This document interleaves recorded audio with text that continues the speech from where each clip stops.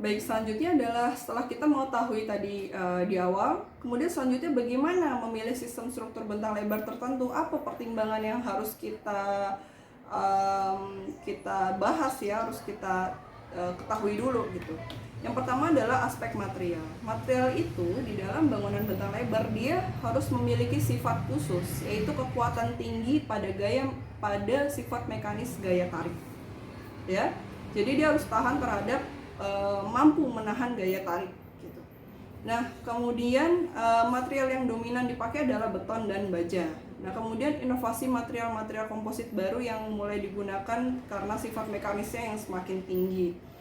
Nah, jadi menggunakan baja tentunya lagi-lagi karena sifat tariknya gitu ya, sedangkan beton dia ditahan di sifat kekuatan tekannya. Nah, ini biasanya sudah dikombinasikan antara beton dan baja gitu.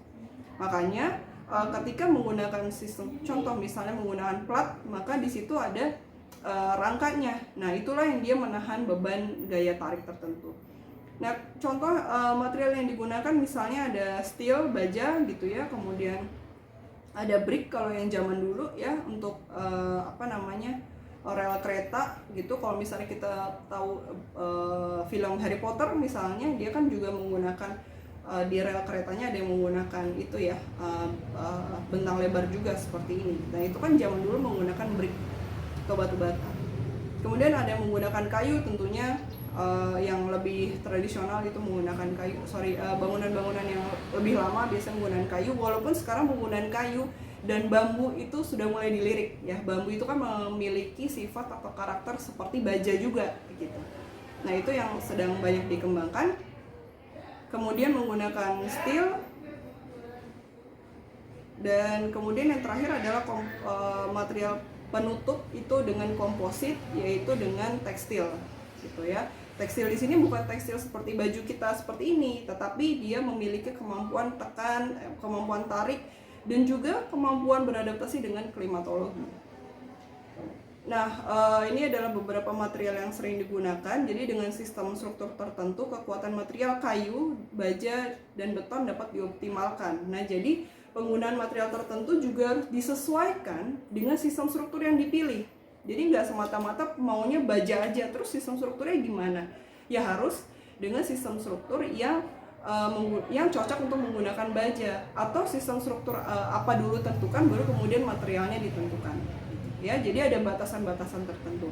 Nah, Dekaching misalnya membuat pemetaan semacam ini, yang ini tentunya akan sangat berguna bagi kita memilih bahan itu yang kemampuannya sejauh apa, sebesar apa gitu ya. Kemudian yang dipertimbangkan selanjutnya adalah aspek klimatologi. Nah, ini penting sekali. Di Indonesia, kita di negara tropis, tentunya ada batasan-batasan, ada hujan, ada panas yang itu bisa sangat ekstrim. Nah, kalau menggunakan material-material yang cepat laku, contohnya misalnya tekstil gitu ya, tentunya tidak mudah untuk di Indonesia karena pasti akan mudah sobek gitu ya. Bahkan di Amerika pun juga ada bangunan yang menggunakan tekstil gitu ya untuk ruang luar gitu, dan pada akhirnya roboh juga gitu. Pada akhirnya getas juga, pecah juga gitu.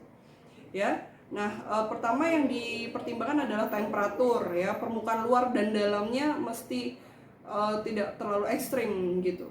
Ya, kemudian ada curah hujan gitu.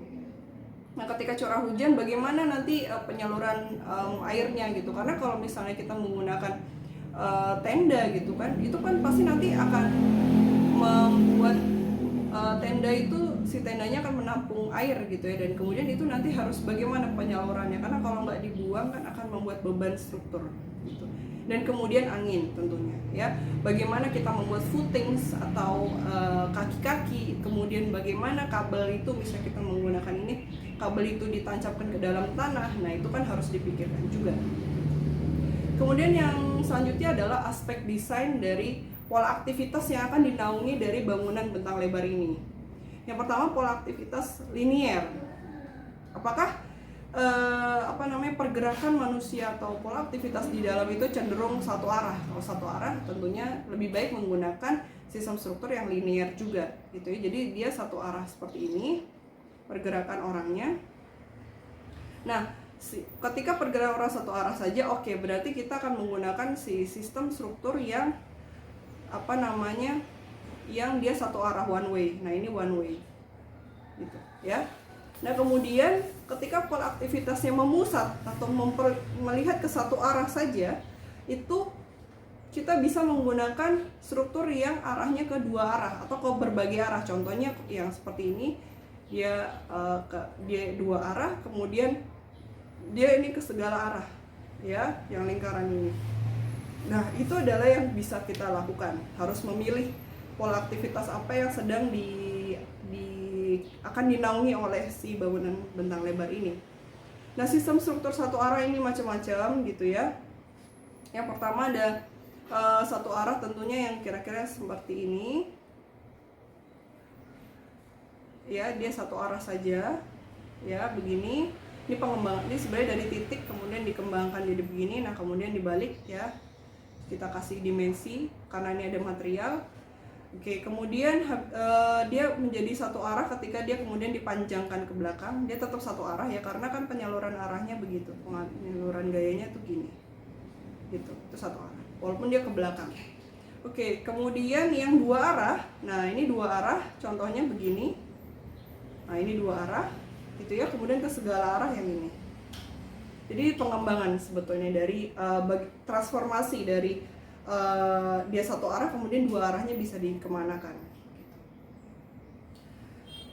Kemudian aspek desain lainnya adalah ekspresi struktur. Apakah itu akan sistem struktur akan kita tampilkan atau kita sembunyikan? Nah, kalau kita sembunyikan, contohnya dari luar nggak kelihatan gitu ya.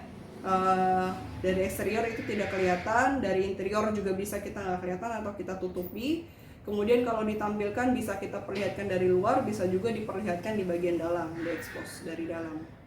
Kemudian selanjutnya adalah aspek konstruksinya. Ini adalah bagaimana nanti material itu mesti dibawa dari workshop atau dari manufaktur kemudian ke site. Nah, ini kan membawa material yang panjang. Nah, bagaimana kita membuat segmentasi? Kita harus tahu dulu alat transportasi yang kita bawa, kita gunakan apa. Kemudian batasan panjangnya berapa. Kalau dia bisa membawa panjang, kemudian bagaimana manuver nanti dia ke dalam tapak. Apakah dia memungkinkan untuk bisa bermanuver? Karena kalau makin panjang truknya, tentunya manuvernya kan lebih luas lagi. Nah, apakah bisa? Nah, kemudian kalau tidak bisa, berarti kita harus membuat segmen-segmen tertentu. Nah, itu nantinya juga mempengaruhi terhadap tampilan bangunan. Contohnya sepanjang ini tadi misalnya ya, dia di atas ini panjangnya itu kita desain 18,3 sampai 24,4. Tetapi karena truk yang kita gunakan tidak bisa, alat transportasi tidak bisa, maka bagaimana kita melakukan adaptasi? Misalnya dengan kita potong, jadi kan bagi dua ya, 18,3 bagi 2, katakanlah sederhana seperti itu, jadi 9 meter. Jadi 9 meter, 9 meter. Membawanya lebih mudah, tentunya lebih ekonomis, tapi memang harus disesuaikan dengan rancangan atau desain yang kita gunakan. Gitu. Selanjutnya adalah aspek konstruksi, lifting, dan erection ya, karena material-material ini harus diangkat, lifting, dan kemudian erection atau didirikan ya. Nah, ini terkait dengan metode dan alat yang digunakan, dan pada akhirnya sebetulnya kaitannya ke pembiayaan gitu ya. Kalau pembiayaan dan ketersediaan alat di daerah atau tempat tersebut. Nanti mari kita saksikan video ini yang Anda nanti bisa klik di bagian bawah. Jadi udah gitu lifting ini kan juga berat ya. Nah, itu tadi alatnya ada atau tidak, dipastikan seperti itu. Itu adalah pertimbangan-pertimbangan yang perlu kita kita jawab gitu ya, sebelum nantinya rancangan itu betul-betul kita realisasikan.